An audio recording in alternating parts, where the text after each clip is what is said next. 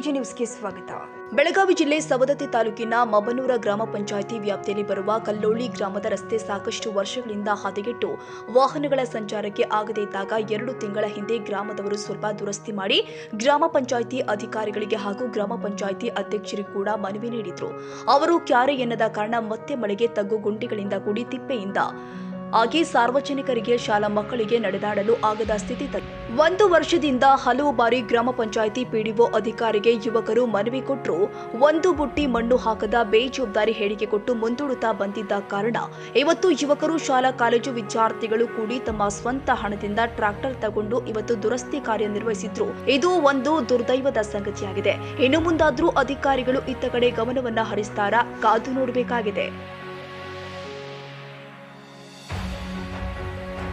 ಕನ್ನಡಿಗರ ಮೆಚ್ಚಿನ ನಿಮ್ಮ ಎಜೆ 24/7 ನ್ಯೂಸ್ ಕನ್ನಡ ವಾಹಿನಿ ಇದೀಗ ಟಿವಿಯಲ್ಲಿ ಲಭ್ಯ. ವೇಳೆ ನೋಟಿಸ್ ಕೊಟ್ಟಿದ್ರೆ ವಾಪಸ್ ತಗೋತೀವಿ.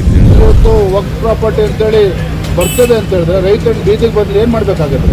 ಯಾರು ವೋಟ್ ಹಾಕಿಲ್ಲ ಅಂದ್ರೆ ಗ್ಯಾರಂಟಿನೆಲ್ಲ ಸ್ಟಾಪ್ ಮಾಡ್ಬಿಡ್ತೀವಿ.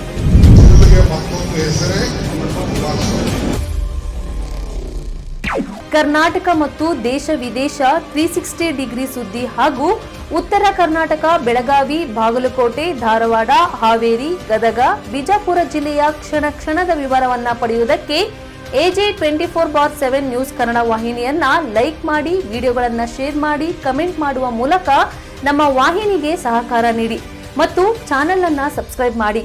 ಧನ್ಯವಾದಗಳು.